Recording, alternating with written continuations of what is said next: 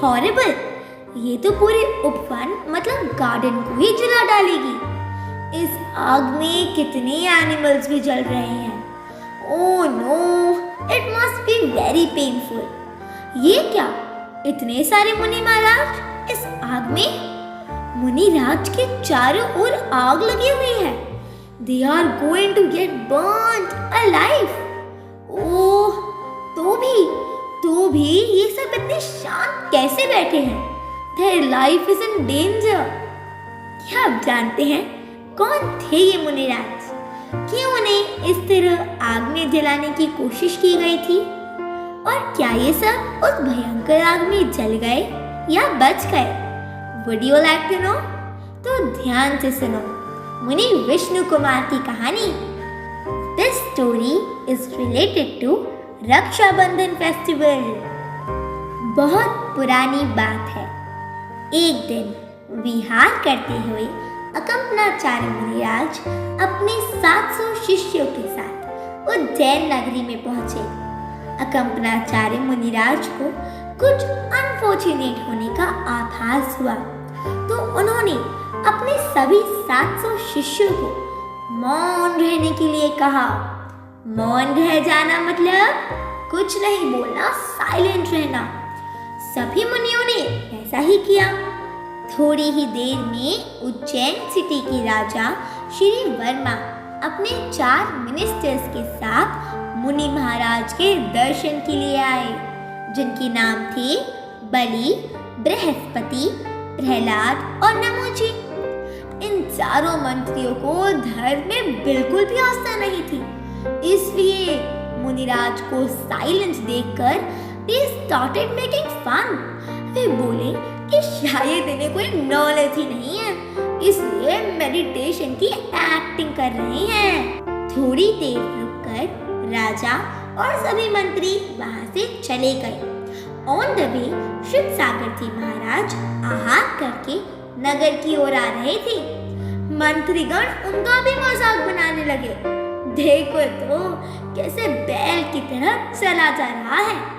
शिव सागर जी महाराज ने अपने गुरु आचार्य का मौन रहने का आदेश नहीं सुना था, इसलिए उन्होंने पीसफुली चारों मंत्रियों को समझाया और उनके सारे क्वेश्चंस को आंसर किया। मंत्रियों ने पहले कहा कि साधु को कोई नॉलेज नहीं है, और अब उनका ज्ञान देख के उन्हें किंग के सामने इंसल्टेड फील होने लगा। फिर शुद्ध सागर महाराज जी ने आचार्य श्री को आकर सारा इंसिडेंस बताया, तो आचार्य श्री ने कहा कि हो सकता है मंत्रीगण रिवेंज लेने आए, इसलिए आप पूरी रात मौन रहिएगा। You should go on the same place जहाँ पर आपका मंत्रियों से डिस्कशन हुआ था, इससे पूरा संघ भी सेफ रहेगा। शुद्ध सागर महाराज जी ने वैसा ही किया। उस प्लेस पर जाकर ध्यान मुद्रा में खड़े हो गए।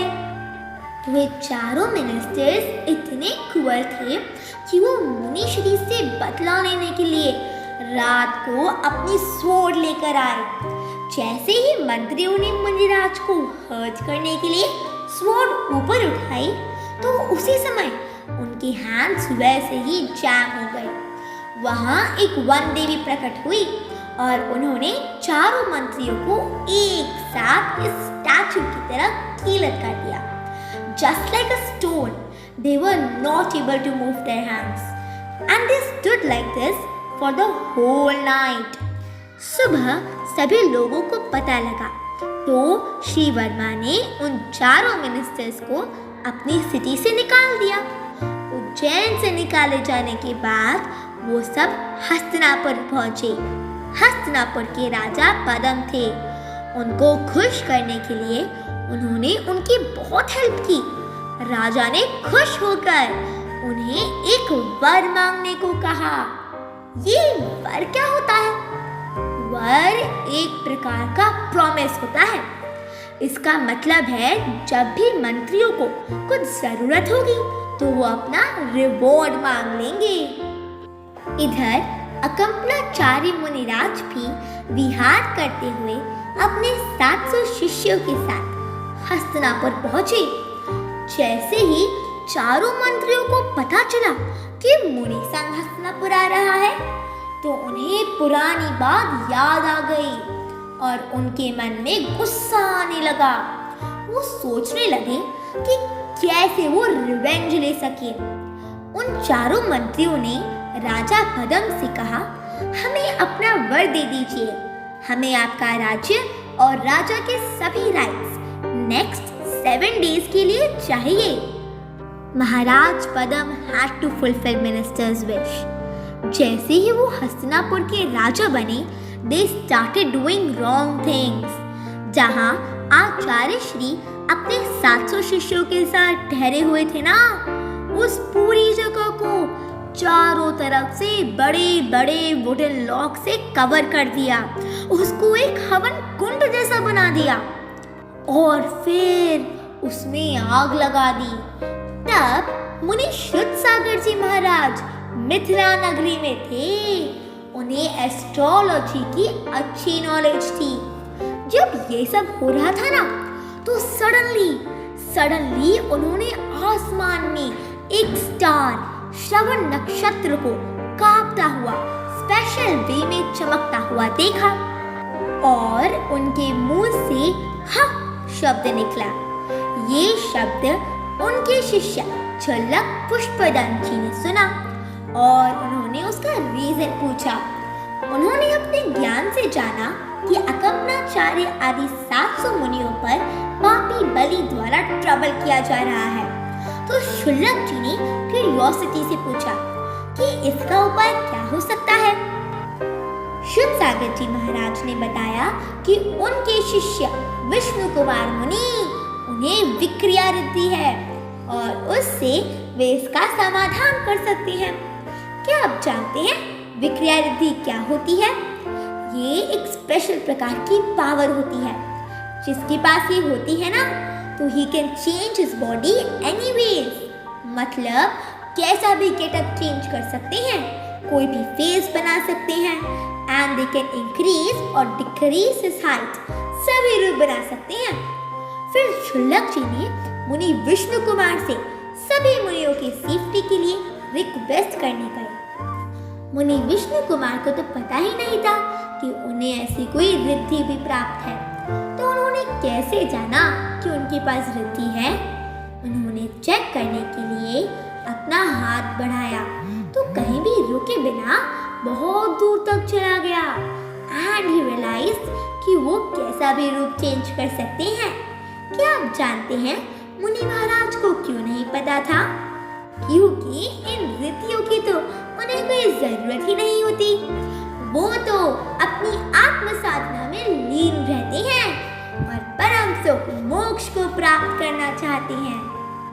फिर मुनि विष्णु कुमार शीघ्र ही हस्तिनापुर गए। वहाँ हस्तिनापुर के राजा पद्म उनके भाई थे। वो अपने भाई किंग पद्म से बोले, तुम्हारे राज्य में मुनियों पर ये उपसर्ग और अत्याचार कैसा? राजा Padma felt very guilty and he went down on his legs. उनकी आंखों में आंसू आ गए। वे बोले, प्रभु, ruling this city is not in my hand. दुष्ट बलि ने मुझसे वचनबद्ध करके मतलब प्रॉमिस देकर ये राज्य 7 दिनों के लिए मुझसे ले लिया है। सो आई एम हेल्पलेस हियर। भगवान, आप ही कुछ कर सकते हैं। आप ही इस उपसर्ग को किसी तरह दूर करके शीघ्र मुनि संघ की रक्षा कीजिए। सभी मुनियों की रक्षा करने के लिए मुनि विष्णु कुमार ने सबसे पहले अपना मुनि पद छोड़ा। आपको याद है ना, मुनि विष्णु कुमार को विक्रिया रिद्धि थी।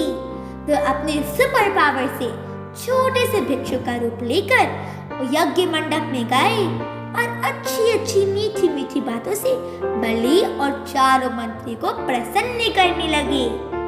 प्रसन्न होकर राजा बलि ने भिक्षुक से कहा, महाराज, it's our good luck that you came here. आप जो चाहे निसंकोच मांग लो। मुनि विष्णु कुमार बने उस भिक्षुक ने कहा, मुझे ज्यादा कुछ नहीं चाहिए, सिर्फ लैंड के 3 स्टेप्स यानी 3 पग चाहिए। सभी लोग हंसने लगे और बोले कि तुमने अपना साइज जैसा छोटी सी चीज मांगी है। ठीक है, रख लो जहाँ पर तुम्हें अपने 3 स्टेप्स रखने हैं। पता है आपको कि मुनि विष्णु कुमार को विक्रिया रिद्धि थी ना, तो उन्होंने अपने सुपर पावर से he increased his height so much, इतना बड़ा कि he kept his first step on Sumeru पर्वत and second step on Manushottar पर्वत। That means बस 2 steps में सारा मनुष्य लोक आ गया, लेकिन 3rd स्टेप के लिए तो कोई स्पेस ही नहीं बची। All were scared, देवगण भी सरप्राइज थे and they came from स्वर्गलोक। उन्होंने बलि को बांध दिया। बलि एंड चारों मंत्री fell down, मुनि विष्णु कुमार के चरणों में गिर पड़े। They felt guilty, बारंबार क्षमा मांगने लगे, सॉरी बोलने लगे। जब विष्णु कुमार ने देखा कि वो चारों मंत्रियों को अपनी गलती का एहसास हो गया है, तो उन्होंने अपनी विक्रिया समेट ली। That means वो फिर से अपने ओरिजिनल फॉर्म में आ गए और अकल्पनाचार्य आदि 700 मुनियों का अवसर समाप्त हुआ और चारों ओर शांति छा गई।